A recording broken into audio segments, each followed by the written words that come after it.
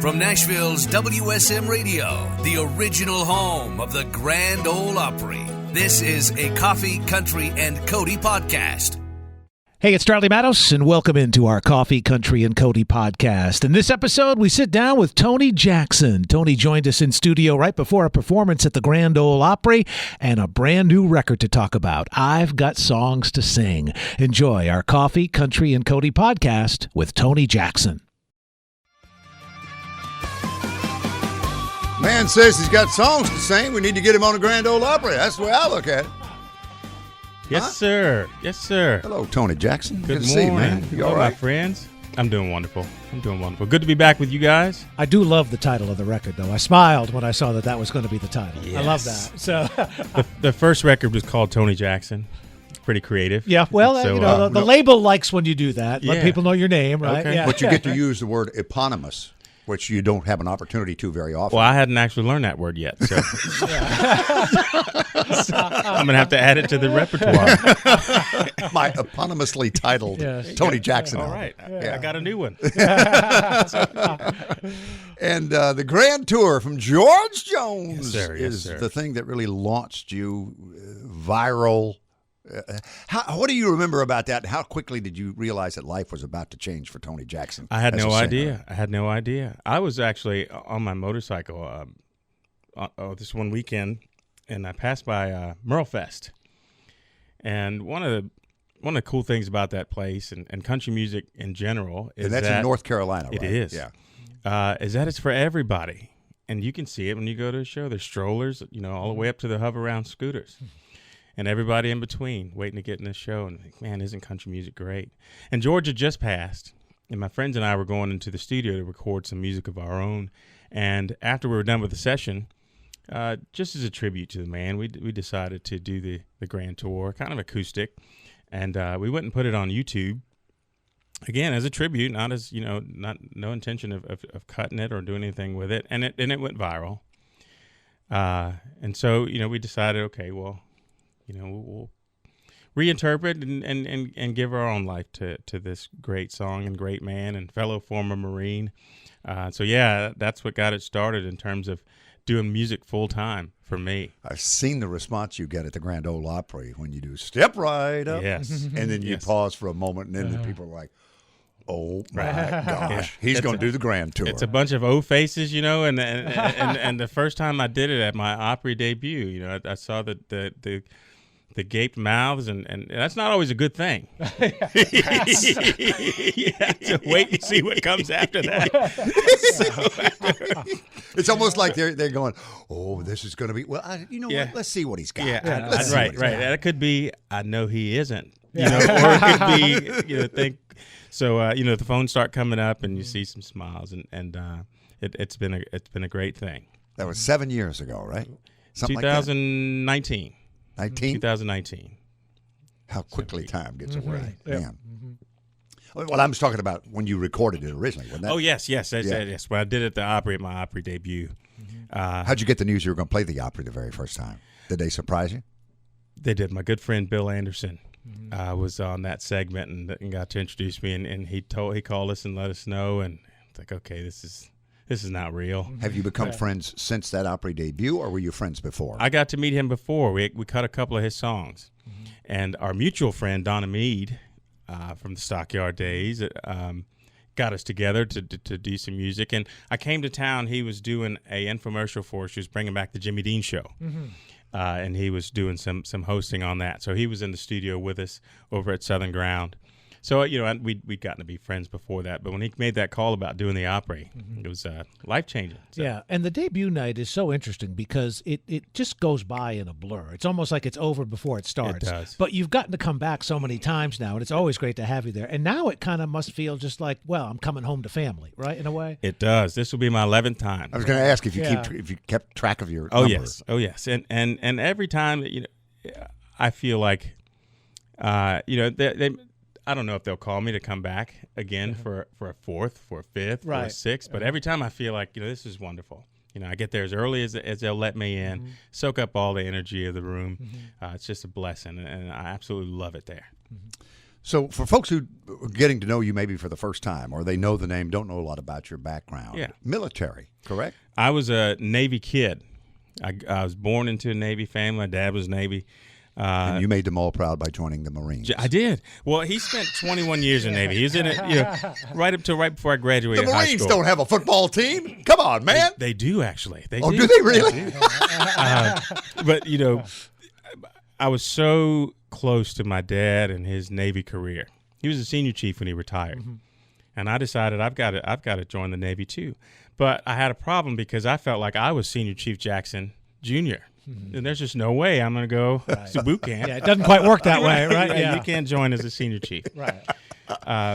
And so, I grew up 80s kid, G.I. Joe and such, and the Marines. You'd always see the Marines. Them and the Navy are, hand in hand. And my dad had all the Marine jokes.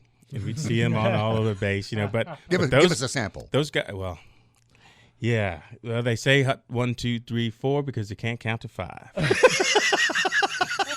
Yeah. So, Oh, that's great. yeah.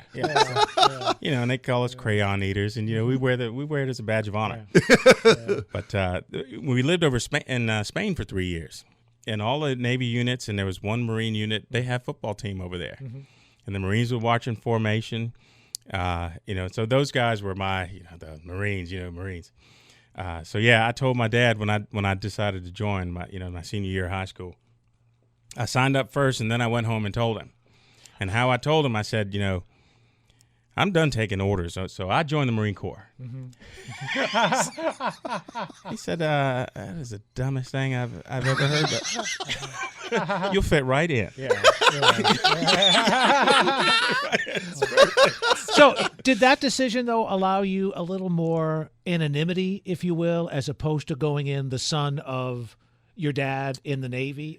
Was it just a little bit of a break? It's almost like going to a different college, not your dad's alma mater, if you will. It's a good question. I hadn't thought about that, but I'm Tony Jackson Jr. And so in the family, and it did give me an opportunity to kind of blaze my own trail, be a little different. And teach him, for one, something he doesn't already know, which I haven't done yet. That day's still coming. But, yeah. All right, we got new music. I Got Songs to Sing is the album. We're going to feature $5 Bible at your request. We're going to lead out with that when we got more coming. We're going to talk about 2 on the other side. But all right, set this up for us. Original song, or it was actually written by Karen Staley and Cletus T. Judd. Oh, you're kidding. Oh yeah. And I'm smiling already just at the thought of that. But yeah. Well, she's brilliant. She's amazing. She's amazing. I got to spend some time with her. We were out at Governor Huckabee's show, and she came out when we brought the song out, and I just loved it so much. Chuck Rhodes, my label guy, brought it to me and played it, and I said, yep, absolutely, don't send it to anybody else. That is all mine. Chuck Rhodes was my old boss at a different radio station back in the day. So I feel your pain. Want to know more? TonyJacksonMusic.com. Wherever you listen to your music, you can hear Tony Jackson singing $5 Bible. WSM Radio and Circle TV right now, though. Spent my youth chasing after gold, buying things to fill this hole. Bigger houses, faster cars to drive. Still the empty wasn't satisfied. Telling how much money I lay down. Tony Jackson on his way to the Grand Ole Opry with Charlie Matos hosting in just a few hours. Run the lineup, Charlie. Fun night. Mandy Barnett will be there. Hall of Famer Dean Dillon is there. Tony, obviously. Twinny, who joined us earlier, will make her Opry debut tonight. Very excited for her. The Isaacs, Connie Smith, 58 years now a member of the Grand Ole Opry. Because she corrected you. Well, that's the beauty of the show. You got somebody like Twinny playing for the very first time, right, and Connie, who's been there 58 years. It's the great spectrum of music in one night. Amazing. Yeah, and she did point out it's 58 now. It's 58, Charlie, if you don't mind. Yes. Stop shorting me a year. Yes. Well, I quickly pointed out, my card says 57. So I'm going to go correct my card and then yell at who gave me the card. Your next introduction will be correct. That's right. And then Jamie Johnson and Locash will close it out. That's a fun way to close out a night because those guys are very entertaining. Yeah, we were in the television break, and on the radio side, Vince Gill was playing. And Tony said, man, that sweet voice. He is amazing. One of the voices that drew you to country music? It is, and I got to work with him He played acoustic guitar for me on a studio session over at Southern Crown. Stop. He did. He did. It was one of my first, recording sessions in Nashville. I've got all the time jumpers. These are guys tracking, and so I'm a fan, and so I'm in the vocal booth, and it comes time to sing. They got the button going, and when it's time for the vocals to come in, there's no vocals, and then I'm seeing everybody's faces, which kind of clued me into wait a minute, something. And of course, they turn around and see me and my phone in the vocal booth recording those guys. But yeah, he's an amazing singer, guitarist, and fortunate to call him friend. Yeah, And ambassador for country music. Absolutely. Well, what I love about him too is you mentioned, you'll get to the Opry the second the doors open and soak it all in. He's much the same way. If he's closing the show, he's there like an hour before it starts. And if someone's making their debut, he will stand side stage and watch the whole thing and greet them when they come off. And I think it just means the world to people. He was the first one at the studio that day. Yeah. Yeah. You don't think it's the Jets Pizza backstage? Well, that must be in a place I don't know about. Oh, yes. Maybe I'm not high enough on the list to get to the pizza. Band cage. Oh, man. Yeah. Oh. I know where to go then, Well, because there's I've been filling something up for you, on boy. popcorn over there. I know. We got pizza It is somewhere. good popcorn. It is good. Yeah. They've been holding out on you. They didn't tell you about the Jets Pizza. That's their favorite, by the way, for the Opry band. All right. I got songs to sing includes Do You Remember Country Music? Give us the backstory on the people involved in writing this song and how you got it. Well, we were putting together this record, and I reached out to my favorite songwriter friends, and I reached out to my friend Bobby Tomerlin. Said, "Hey, I'm doing a new record. What you got?" And he sent me that one. Him and Mo Pitney wrote that, and first few words in, I said, "That's it. That's mine. Don't send it to anybody else." And we got my friend Randy Travis on there to tag it at the end and bring it out. So it's super special. And you were a part of the documentary filming, the big music night down at the Von Braun Center in Alabama. Down in Huntsville. It's a full circle moment for me. I met Randy Travis, 10 years old, rode to Spain. I was there for 3 years, my dad. Was he doing a show there? He did a USO show. They came to do a big USO show at the base in an airplane hangar. And they'd been playing all his music on Armed Forces Radio for 2 weeks leading up to the show. The whole base was abuzz about Randy Travis coming to town. And so on the day of the show, my friends and I went down there to see them setting up and everything for it. And this guy comes out, talked to us, asked us what it's like to be this American kid living overseas. And we had a lot of fun. We loved it and got to tell him all about it. And it was Randy Travis, right? Which, the guy that everybody's buzzing about is my friend.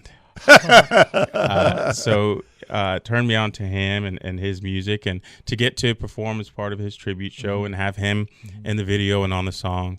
So full circle and special. And you really can see the military thing from both sides, because there you are as a young kid enjoying the excitement of this build-up. And Yes. I know you've done a lot of shows to benefit the military too. That's So right. you kind of get it from both ends, which That's is right. beautiful. Most That's right. most That's people right. don't get both sides of that. I agree 100%. You hit the nail on the head. It's very special to be a part of it and to continue to be connected. Also, tell us about the background story on the video. We shot that at Bon Aqua at Johnny Cash's farm. So it got to be, absorb the magic of the place, which was his place of solace. And As Emmylou Harris says, did you get a little hillbilly dust on you while you were out there? Got some hay fever. That's available at all Middle Tennessee locations, by the way. Oh, We don't narrow yes, that down. Well, right now we specialize in a side of ragweed. Ragweed. That's Oh, right. boy. It's that time of So year. singing along with the track to do the video, and I'm sounding more like Barry White than Tony Jackson. We got But, Bobby Tomerlin, Mo Pitney, and Aaron Bolin was the Aaron other Bolin, writer. that's right. I'm going to actually give all three of them credit for Do You Remember Country Music, and Yeah. give you credit for getting up early and coming in this morning. Thank you. I love you guys. It's always great to I'll see see you. you at the Opry. See you there. All right, Marine. You can get a nap between now and then. Yeah. WSM Radio, Circle TV. Tony Jackson with Randy Travis.